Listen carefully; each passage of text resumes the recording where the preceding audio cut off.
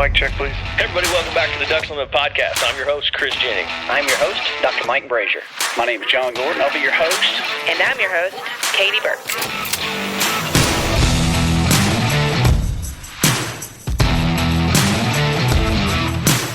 Welcome to the Ducks Unlimited podcast, the only podcast about all things waterfowl. From hunting insights to science-based discussions about ducks, geese, and issues affecting waterfowl and wetlands conservation in North America. We bring the resource to you, the DU Podcast.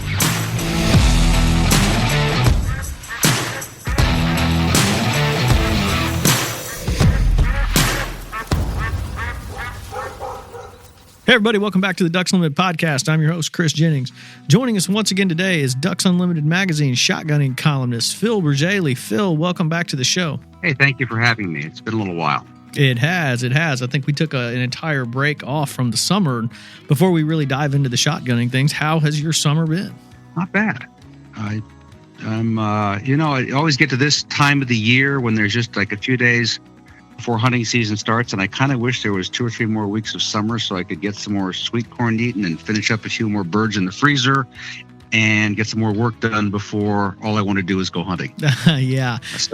That's where I am right now. No, that's perfect. So just curious, how many days are you shooting? How often do you go out and practice shooting? About once a week through the summer, sometimes twice. Okay. Are you in a club out there, or is it just like a trap club or something like that? Yeah, we have my club. We have trap, skeet, and 5-stand. Oh, okay. And then there's a place we can shoot sporting clays a couple times a month, also nearby. Which one do you prefer during the summer? 5-stand is the most fun. I think skeet is probably the best for me, so I make myself shoot skeet because I have a bad habit of just wanting to fool around if I'm shooting 5-stand. Where it's skeet, it's the same every time, and so I have to really pay attention to the fundamentals rather than have fun and see which different fun combinations of targets I can throw on the 5-stand. Yeah, that's the best part about 5-stand is the different combinations. It is, but it leads to. Plus, our 5-stand is pretty hard, and it has a lot of. It leads to too much fooling around when I do it. So I try, if I go by myself, I shoot skeet. And then and because I'm a bird hunter, I try to at least get a few rounds of trap in each summer just to work on those going away targets. Mm-hmm. Yeah. I'm sure I can still do that. Yeah, I wanted to get you on the show here today. And we've kind of talked about this offline, but, you wrote a column recently called Off to a Good Start. Mm-hmm. And what this column was about was, the best ways and different advice on introducing a youngster to wing shooting. And before we get into that, I kind of want you to explain your experience as, a coach even, sure. In training young shooters. So if you can explain, what you've done over the years in that'd be great. Well, I did start both my sons shooting shotguns, as well as a classmate of my older sons who had no one to take him hunting. And then for about 10 years, I coached Scholastic Clay Target Program team, mostly in trap, but now by the end we were doing sporting clays as well. So I've taught a lot of people to shoot. I've also participated in some clinics, both youth and for new adult hunters, kind of thing where they show up and you give them a shooting lesson one day and they go out and hunt the next day. So I've done that as well. Cool. Yeah. So that's perfect. And then I think, what's fun for me about this is my daughter's 8. And so I'm in that window right now, where we're just really, I know other people, sometimes they start their kids younger.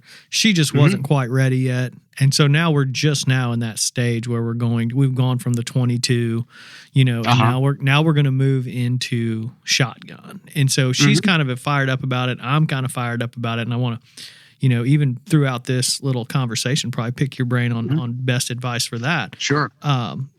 But in this column, you have several different little things that are probably the most important advice for someone to remember. The first one that you had on this list was eye dominance. Why was eye dominance almost like number one? It is with a new shooter.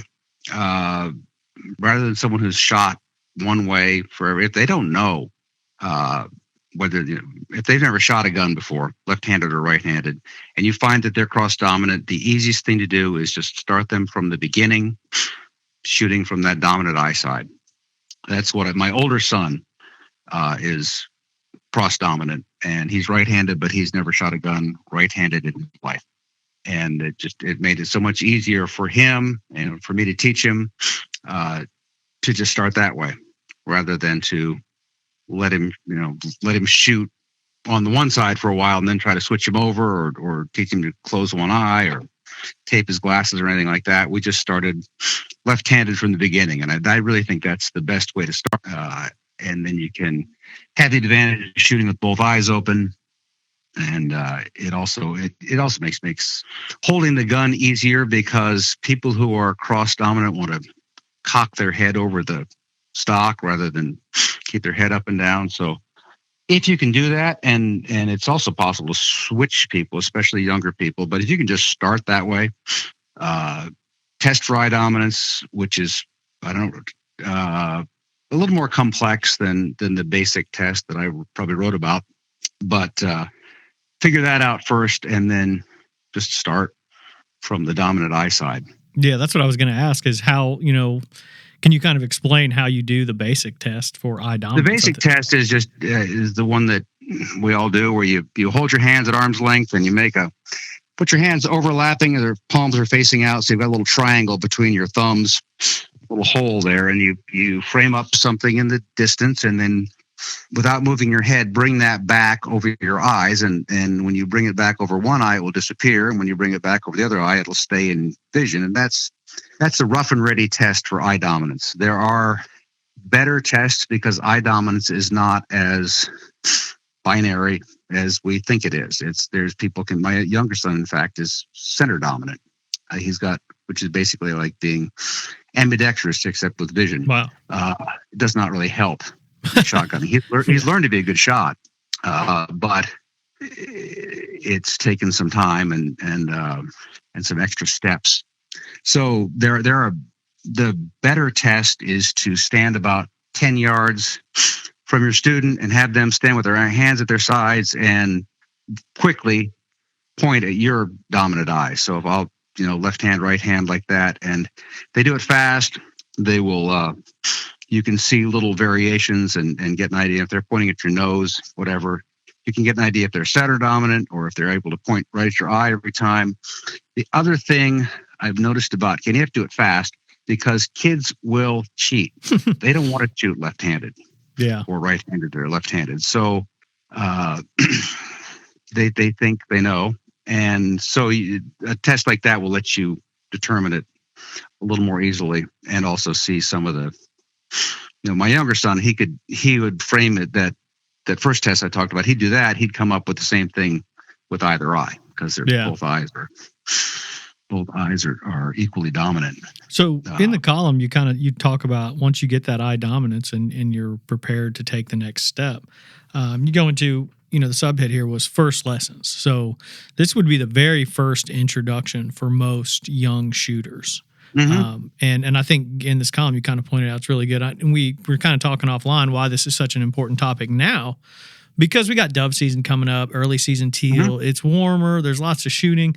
People tend to introduce kids at that time in some of these, early season hunts. And maybe the best time to introduce a youngster, not maybe, but it probably is, the best time is not on a hunt necessarily. No. So, talk about your first lessons. I have worked in clinics where we had a bunch of kids, some of whom never shot a gun before, or a bunch of adults, some of whom never shot a gun before, who get like a 1 or 2 hour lesson, and then they're off to hunt. And I'm always amazed that most of them actually wind up shooting birds. But that's not the ideal thing. I think really the best way for a new shooter, and I do this some myself, and I've been working with a guy, actually an adult shooter, who's wanted to kind of start his whole shotgunning over. I've been coaching him by email for a couple of years now. It's been really fun. But I told him that he didn't want to spend a lot of money on his target shooting. I said, fine, go buy a Daisy Red Ryder. You break the rear sight off, you saw the front sight off, and you can shoot that both eyes open. It's a great way to introduce people to the idea of pointing a gun, not aiming it, and costs nothing to shoot. BBs are the last ammunition that's still affordable. And you take something like a can or and throw it out and shoot it. Actually, we did this on the TV show, on the DU TV show. We broke some clay targets in the air with my BB gun. It was a really fun segment to do. But you can very inexpensive. It's also, BB gun just weighs 2-3 pounds. It's really, a young child can shoot it. The stock is short, and you can take it. You can take that as far as you want. There are people, I'm not one of them. People can throw dimes in the air and shoot them out of the air with a BB gun. But it's a really easy way. It's also fun. Really easy way to learn. The BB is slow enough you can actually kind of see it in flight, and you can correct. But doing it that way rather than with a sighted gun or with a 22 or whatever teaches a new shooter to look out at the target and to think about. If you tell them, I always tell them to think about pointing that index finger, the front hand at the target, not the gun. And as soon as they start to do that, it gets really easy. In fact, that's what I had to tell myself to do when I first started fooling around with a BB gun myself, and it makes a huge difference. Good way to learn if you're trying to switch sides, which BB gun's a great way to do it. And I say it's fun and it's cheap, and you can do it in your backyard, and there's no noise, no recoil. So that's a terrific way to start if you have the time to do it that way first. No, that's great. And like you said, that's the cheapest ammo available right now for target practice, yeah, I would imagine. And the gun costs nothing. Gun costs $30. So yeah, it's pretty hard to go wrong. No, that's great. And then kind of transitioning to that and speaking to guns, which I'm kind of in this dilemma right now.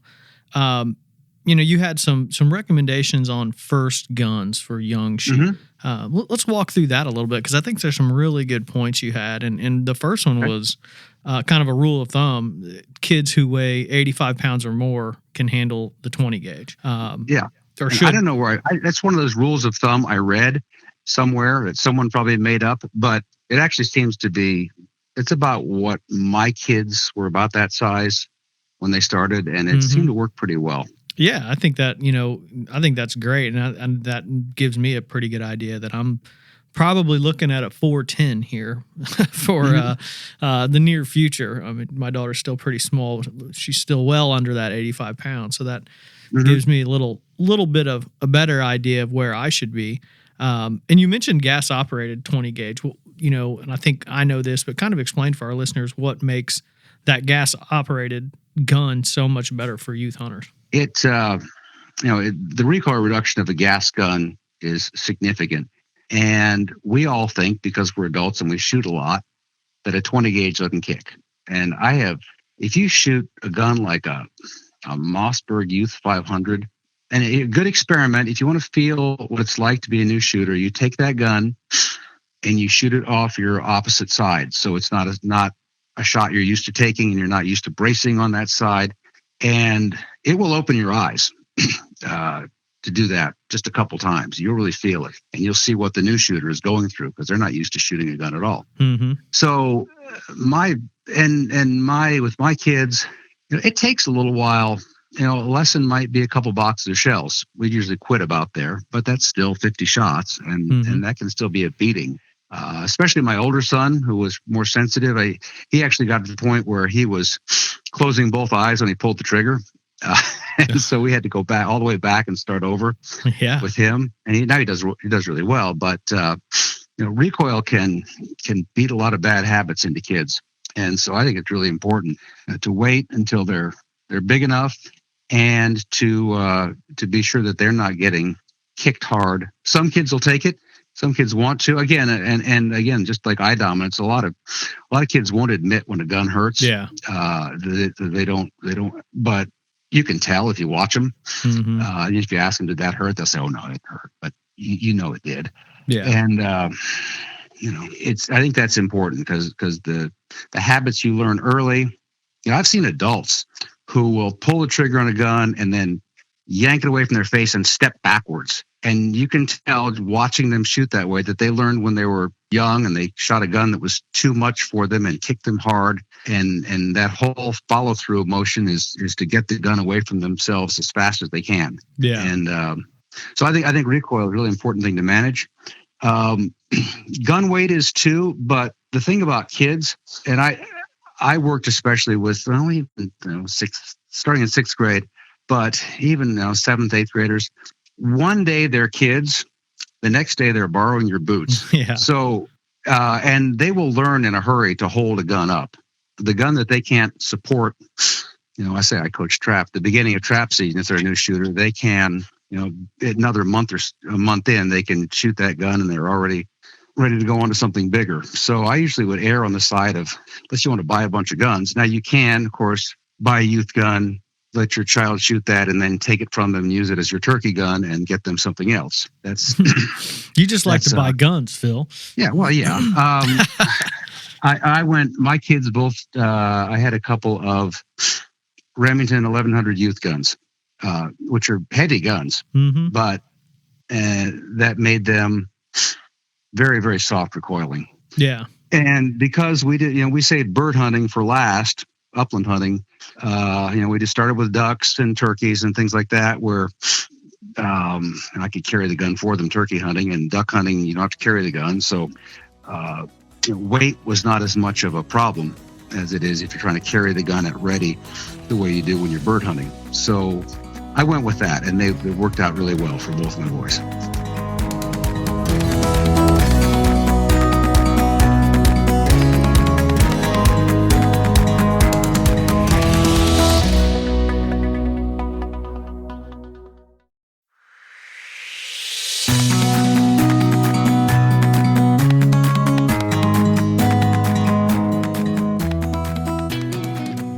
In the column, you mentioned something like the length of the barrel. You had a recommendation to go ahead and buy that 26-inch or 28-inch barrel, and then you cut your length down on the stock, and not the barrel.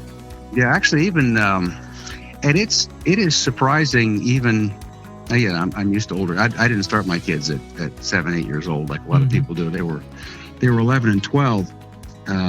Older son was 12. Younger son, who was a little more athletic. Quite a bit more athletic.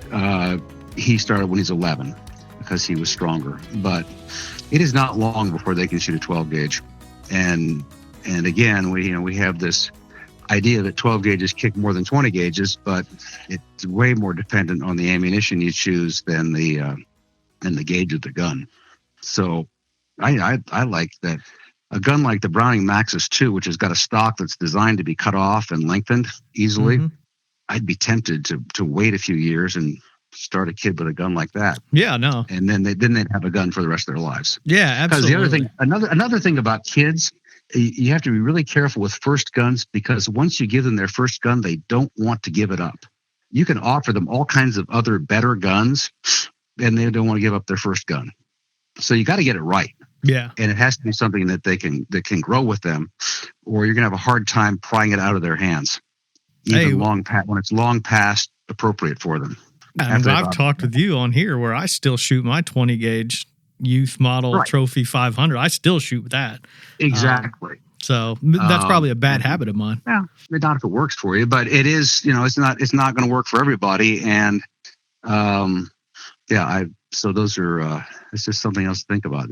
You want to get a gun that they can grow with, ideally, and that's where the stock length, you can always add length to a stock, but add it, unless you want to buy a new barrel, it's better off to start with. And I've seen kids who show up their first day at trap practice as 7th graders with their youth guns, and a few weeks into the season, they're borrowing my 9-pound, 34-inch barrel trap gun and doing great with it. So it's they grow. They grow fast at that age.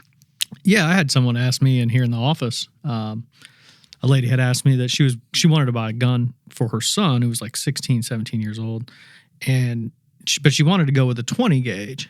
And she's like, but he's kind of skinny, and I'd want it to be pretty light recoil. And I'm like running through, and I was thinking that that Beretta A400 light. I shot one of those a few years ago. Mm-hmm. And then that was about the lightest shooting 20 gauge that I've ever shot. Yeah. And what was funny about that gun, though, is it is super light. Like, usually the weight offsets that.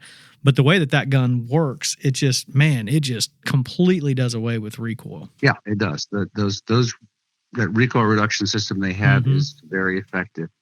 And the other thing about, and this is like, I know that this is totally contrary to what's popular now, but heavy guns are easier to shoot than light guns. Yep. Period.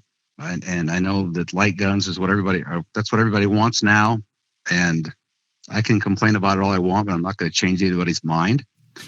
But a gun that's got some heft to it is just easier to shoot. Yeah. And so, yeah, the 20 gauges and the ammunition that we have now, and if you take, we've talked about this on the show, you take good shots. 20 gauge is a fine waterfowl gun now, but in terms of actually being a gun to hit targets with, or especially when they get out a little bit, the 12 gauge is just easier gun to shoot, unless you are so small or really have to have the lighter weight gun. Yeah, something a little bulkier is just easier to shoot. Yeah, and you made a good point with the heavier weight. It's kind of counterproductive in the marketing world right now, that everyone's going to these super lightweight guns, and I'm the same way as you. I've shot the 1187 Super Magnum for years. Versamax, Maxxis 2, even the A400 Extreme, the Berettas, which the Extrema was really light, but that A400 Extreme, it's a pretty heavy gun, and I like it. It's a heavier gun. It's a bulkier gun too, and that some people have a hard time with that, but it's also hard to over control a gun that you can't squeeze in a death grip. Yeah. So a bulky gun. We did last September. Field and Stream colleagues and I took a bunch of guns down to Texas for a teal hunt and shot them all at teal at targets for 3 days. And the gun we all liked best and all shot best was that A400. I can see why. I mean, it's just being able to balance that thing and even follow-up shots with that heavier weight just seems to make it a little bit easier. Yeah. Before we get too far off on our gun talk there, because we could probably do that forever. The last thing you had on this list was the first hunt. So you're going from, the timeline of figuring out eye dominance, practicing with the BB gun, getting fitted, getting comfortable with the actual gun itself. All of this, it is a process, and that's why I really chose this article, because it is a really good process for people to follow along with. But then the last comment you have, or the last section of this piece, was the first hunts. And now it gets to be, the hunting side. Like I mentioned, a lot of people are going to be dragging little Bobby out to the dove field, and he's going to be hammering away with a 20 gauge for the first time ever. Right. And I think, there you run into a lot of issues where you could potentially ruin that kid from wanting to shoot or wanting to be involved if he's not comfortable. And it's not a good experience. So after we've followed your list, now we get into the first hunts. Well, we skipped over, and we can do this anyway. We skipped over first shots, which we didn't really talk about yet, and actually the teaching part of that. But with my kids, I bought a trap and we threw going away targets, and that was okay. But if you can set up an incoming target or a quartering in target where they have more time to get ready for it as it comes to them, and they have to move the gun rather than get in the habit of holding it still and aiming it, that's really the best way to start. And so I've done this at clinics with kids who haven't shot before their first hunt the next day, and we'll work on that, moving the gun, and then as soon as I can, get them to start shooting gun down, because they have to learn how to get the gun up and shoot it in a timely manner. So we don't work on a really a perfect gun mount, but we work on a field expedient gun mount that will get the gun moving out away toward the target so that it doesn't snag on their clothes and up to their face. Although usually they'll bring it up their shoulder first, then put their head down, which I'll allow that for the first if I've got 1 hour to work with them.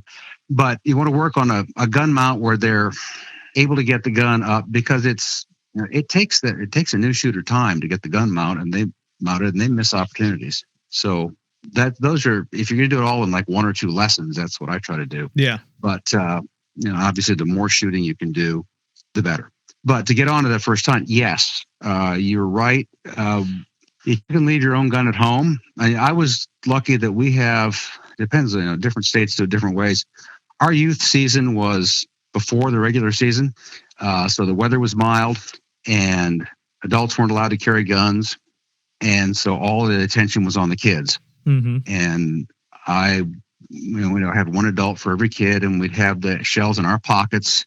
And for the first 2 years, I think I made them shoot 1 shell at a time.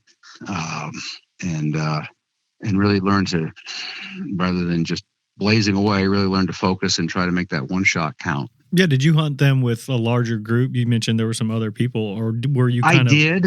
And that can be good or bad, Mm-hmm. And it was actually really bad for my older son, who I took him with 2 or 3 other kids, and they all killed ducks and he didn't. And he was really, and he struggled that day. Yeah. And he was pretty unhappy about it when it was over. And that was a mistake that I made. I took him by himself the next day, and he shot a duck, and it was all better. But that depends on the kid. Yeah. I think a lot of this too, we've talked about this on different, even just youth hunts in general. Every situational based on the kid, whether or not, Mm-hmm. whether age or mentality or strength or, something like that. Introducing, kids is so situational. So I think everyone should probably take all of these lessons with like a little grain of salt. It's like, absolutely. Could not agree more. But so that was usually, and if they're all friends, it can be fun. There's my younger son, we did one youth hunt where they all came and stayed overnight at my house first, so we didn't have to sleep in a little extra in the morning, and that part was fun. And then we went out and hunted the next day. We got up and had breakfast and fed them all a lot, and then took them out hunting, and they loved that. So it depends on the kid. Yeah, and so with that first hunt, like you mentioned, you're not bringing a gun at all, so you can sit there and help them even mount the gun if you have to. I think that's one thing. Yeah, to definitely, be more of a hands-on instructor. So you're standing there as an instructor, not just another hunter in the blind. I think that's important. Yeah, I would not help them mount the gun. What I would do is take the gun from them so they could rest their arms. Because again, we don't think about that, but it gets, especially shooting targets. I do that a lot, not just kids, but with new shooters, any new shooter if they're getting tired. You take the gun from them, let them have a chance to shake their arms out and rest a little bit, and then give it back to them. And you want to be right there. The closer you are to them, the safer it is, because that way they can't turn around and shoot you. Yeah. And you can grab the gun if you have to. And are you going through like the safety aspect of all of this? That starts with that Red Ryder BB gun, right? I mean, your barrel control, things like that. I think that's just one thing to reiterate, that this process starts, but that safety is a part of every single step along this way. Yeah, that Red Ryder is a real gun. There's no, you don't treat that any differently than any other, except you can shoot it in your backyard. Absolutely, and we would drill that, and if they behave unsafely, they knew I could take their guns away if they weren't behaving safely, and by and large, they did great. In fact, I was thinking about this.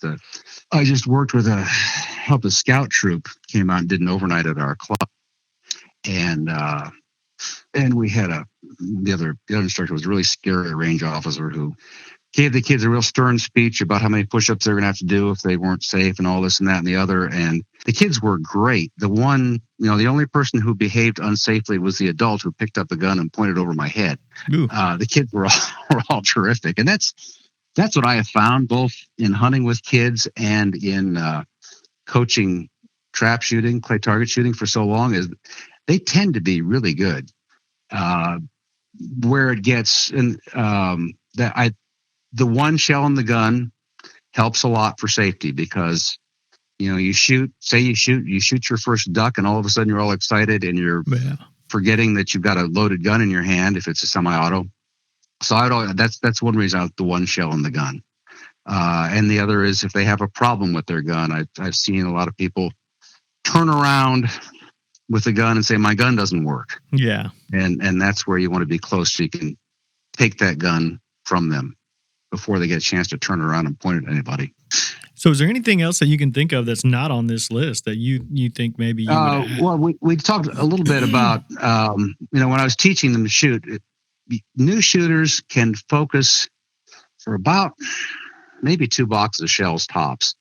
And it just like you have to get physically stronger, you have to get mentally stronger. And so we tried to do, before the summer, I took my older son and his friend hunting. We must have shot every weekend, but we'd never shoot more than 30 or 40 shells, and that's a lot better than going once and shooting a ton. Mm-hmm. So I'd say that the mental fatigue is part of it too. It's we did youth pheasants, youth turkeys, youth ducks. I hunted all those seasons, and boy, when my kids were that age, and actually my boys are almost 5 years apart, so I was doing it for quite a long time. Those are some of my favorite hunts of the year. Oh, I bet. It was really, really enjoyable. It was enjoyable to hunt the public area and know that it wasn't going to be overrun with other hunters on Saturday morning. And a great thing Iowa does, this is with our pheasant season. Now the duck limits are all federal, but our youth pheasant limit is 1 bird, which, and this has relevant to duck hunting too. It meant that if you went out and you shot 1, you had your limit and the whole hunt was a success. And we could get that done in an hour and be home and have fulfilled, have filled our tag. And it made it just so much more fun than if you go out and shoot 1 and say, oh, well, now we have to try to get 2 more. Yeah. It was great. And you can do the same thing. You can set your own duck limit if you want. But that, I always thought whoever came up with that regulation was a genius. It made that hunt a lot of fun when otherwise it could have been a long slog with kids. And if they'll get tired and bored, and you got to go in. Yeah, and you don't want to discourage them from liking the experience. That's for sure. No, you don't. I will tell you another thing. The opposite of that, though, is that you get past those youth hunts into the regular season. You're like, oh, do you want to go hunting? And they'll be like, oh, no, we'll go some other time. And they don't understand there is no, there's not a lot of other times. Mm-hmm. So, and they also don't understand that there's some days when it's going to be good and you kind of know it. And those days I'd make them go, whether they wanted to or not. And that we were usually happy we did. One other thing I did, and I'm not sure this works for everybody. It worked for me. I took my kids out when it was like the day before Thanksgiving. And my older son by this time was like, 15. And my younger son was 9, 10. And it was not a good day to be. It was cold. Their ducks weren't flying. They were having a pretty bad time. We moved once. That was hard. They didn't like it. And I was trying to think what I can do to save this hunt. I told my younger son, I said, you see that decoy right there? I want you to shoot it. And he looked at me like, really? And I said, yes, just shoot it. And he pounded it, just ground it, water swatted, ventilated it, ruined it, sank it. And thought that was like the greatest thing ever. Yeah. And then my older son said, Dad, can I shoot one too? You could run out of decoys, keep letting them shoot. Yeah, it's all right. It's their decoys. And that totally saved that day. Mm-hmm. It was a little thing, kind of a dumb thing, but they both remember that still today, and because the duck hunting was terrible. Yeah, that's awesome. Just salvage the hunt, but sacrifice the decoy. Exactly. No, that's great. Well, Phil, this has been a great conversation, and I know people can find this article Off to a Good Start. It's on ducks.org. Go to the hunting section and shotgunning tips and find all of Phil's columns there as well.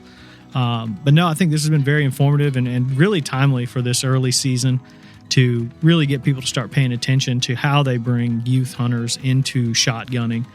these helpful tips, we'll definitely do that. So, Phil, I appreciate you taking the time. Oh, absolutely. Thank you. Thank you for give me a chance to talk about this. It's one of my favorite topics. Great.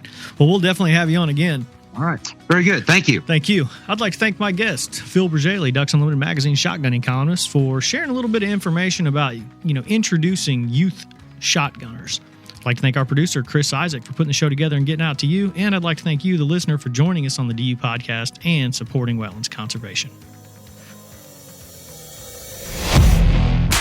Thank you for listening to this episode of the DU Podcast. Be sure to rate, review, and subscribe to the show, and visit www.ducks.org/DU podcast for resources based on today's topics, as well as access to more episodes.